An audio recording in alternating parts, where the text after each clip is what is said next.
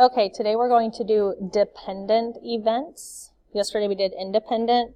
Today we're going to do dependent. So a dependent event is when the outcome of one event impacts the outcome of another. It is a dependent event. So the other day, an independent event did not affect it. A dependent event does. So we're going to figure out on 1 through 5 if it's dependent or independent. Flipping 2 coins results in one landing on heads and one landing on tails. Is anything going to change when you flip both coins? Is anything going to be affected? Does the first flip impact the second flip? The answer is no, so this is independent. So I'm going to put an I for independent. The captain of the football team is selected, and then the co-captain is selected.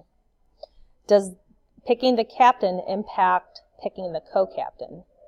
The answer to this is yes, because if you pick the captain, you pull him out of the line, so he cannot be picked anymore. So if there were 10 football players, and you had to pick the captain, you had a 1 out of 10 to pick the captain. So when you pick the captain and you get rid of him, you only have 9 football players left. The first pick changed how many people you pick the second time. So that's dependent. You draw a joker from a deck of cards, and then you draw an ace. So does drawing a joker impact drawing an ace? The answer to this is yes. You have a deck of cards, and you pick the joker. So you take him out of the deck of cards. So now you're missing one of those cards. So instead of having 52, I guess with a joker there's 53 cards. So when you pick a joker, you'd have 53 cards to pick from. When you take that joker out, do you still have 53 cards? No, you have 52. So that affected the outcome of your second. So that is dependent. You draw a queen from a deck of cards, replace it, that's kind of the key word here, and then draw a 10. So remember, a deck of cards has 52 cards. So when you draw a queen, there's 4 queens in there, you have a 4 out of 52. So you take that queen out, but you put it back in. So how many cards do you still have? You still have 52. So to pick your 10, you still have 52 cards to choose from, so that's an independent event. When you're not replacing something is when it's dependent. A coin is flipped and a number cube is rolled. Do those two have any effect on each other? No. So this is independent. So I know this is hard to read again, but this one is your independent and this is your dependent. Remember, to find the probability of an independent event, we do the probability of A times the probability of B. This is what we did on homework 4. To find a dependent, we're still going to find the probability of A. That doesn't change. But we're going to find the probability of B after A. So after we get rid of A, then we're going to find the probability of B. All right, so let's look at number 6. Neil goes to the pet shop and selects a treat for his dog. He chooses one, then chooses another. What is the probability Neil selects a bone and then a ball? All right, so he's going to choose a bone first. So we have 1, 2, 3 bones, and there's 1, 2, 3, 4, 5, 6, 7 items. All right, let's pretend he picks a bone. So we no longer have a bone anymore. Now we're going to do a ball. So how many balls are there? There's 2.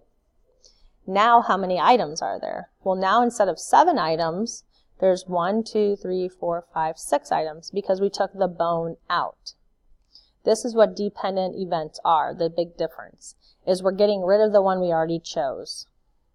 So now when you multiply across, 3 times 2 is 6. 6 times 7 is 42. And in your calculator, you simplify and get 1/7. Number 7 says Mackenzie chooses one candle and then chooses another candle. What is the probability Mackenzie selects a polka dot candle both times? So this is like the one we did the other day, but now she's not replacing the candle. So the first time she's going to choose the polka dot candle, she has 2 polka dot candles to choose from. out of 1, 2, 3, 4, 5 candles. So she picks this candle, so we don't have that one anymore. So now how many polka dot candles do we have? 1. Are there still 5 candles? No, because we got rid of this one. So now there's only 4 candles. So when you multiply across, 2 times 1 is 2, 5 times 4 is 20, and when you simplify, you get 1/10. All right, so hopefully that makes a little bit of sense. We're going to do some more examples, so flip your page. So it says, read each situation carefully. Determine if the events are independent or dependent, and find the probability of the events occurring. Mrs. Moore is doing laundry and has various pieces of clothing in her laundry basket. So the first thing I'm going to do is let's count up how many pieces of clothing she has. 1, 2, 3, 4, 5, 6, 7, 8, 9, 10, 11, 12, 13, 14, 15, 16. I'm just going to write that here so I remember. So question 8 says, what is the probability of selecting a top and then selecting a bottom? So let's count up how many tops there are. She has 1, 2 tops out of 16 tops. Okay, I'm sorry, it's not 2, it's 1. There's only 1 top, which is right here. And then the bottom, so we're going to take this top out. So get rid of that top. And how many bottoms are there? 1, 2, 3, 4, 5 bottoms. So there's 5 bottoms. Now, are there still 16 pieces of clothing? No, because remember we got rid of the shirt, so now there's 15. So when you multiply across, 1 times 5 is 5. 16 times 15 is 240. And when you simplify, you get 1/48. Okay. And here it doesn't say she replaces anything. So she takes one out, doesn't replace it, so she just takes it out. Let's do the next one. What is the probability of selecting a striped sock, replacing it, that's the key there, and then selecting another striped sock? So let's count out how many striped socks there are. 1, 2, 3, 4, 5.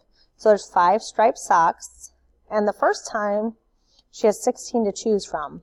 So when she takes the sock out, she puts it back in there. So there's still 16 on her second one, and there's still 5 socks in the basket.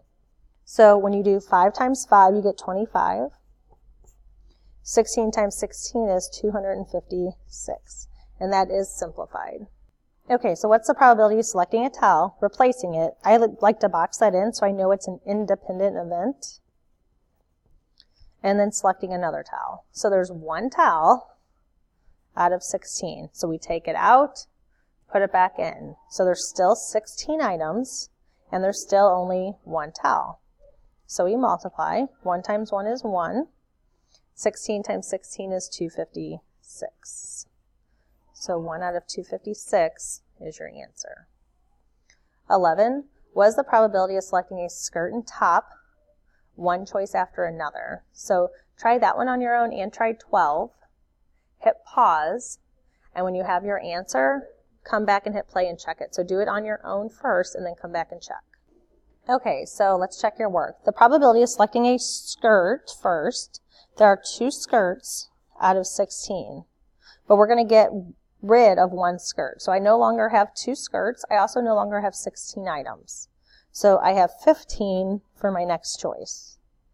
And how many tops do I have? I have 1 top. So my first choice is 2 out of 16, and then this is my second one after I did this one, which is 1 out of 15. So 2 times 1 is 2. 16 times 15 is 240. When you simplify, you get 1/120. So if you got that, good job. Let's check our work on 12.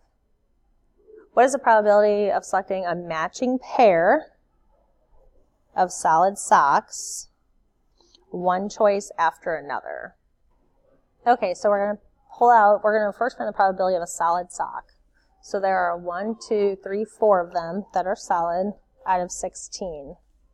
4 out of 16. We're going to get rid of 1, so let's get rid of that one. Now, how many solid socks do I have? I have 3, and how many items are left? 15.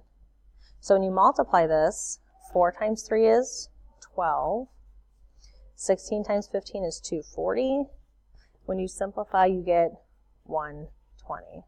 So hopefully that makes sense. We're going to do some practice ones. So go ahead and go to the homework, and I'm going to do the first one for you. Okay, so in this homework it says, use the details about the game to answer the questions below.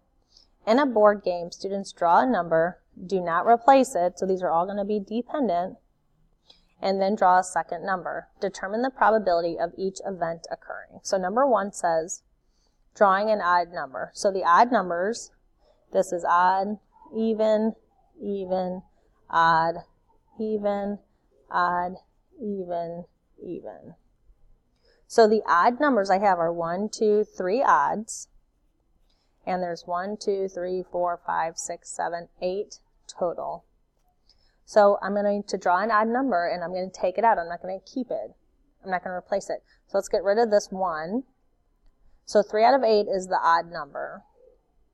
Now I want to do a 6. So how many 6s are there? There's 3 6s. But how many cards are there now? Are there still 8? No, now there's 7. So you would do 3 times 3, which is 9.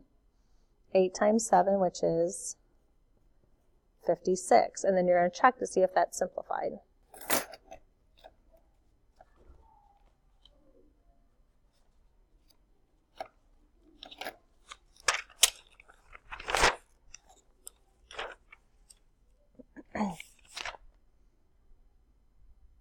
This worksheet right here. I did the first one for you. These are all independent, so you just find the probabilities like you normally would. So the probability of white is 1 out of 5. The probability of A is 1 out of 3. So 1/5 times 1/3 gives me 1/15. So that's my answer, and I'm going to write that here. And you're just going to scratch it off at the bottom of your paper, which is right here.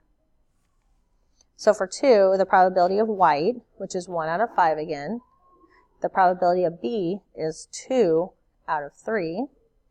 So I multiply and I get 2/15.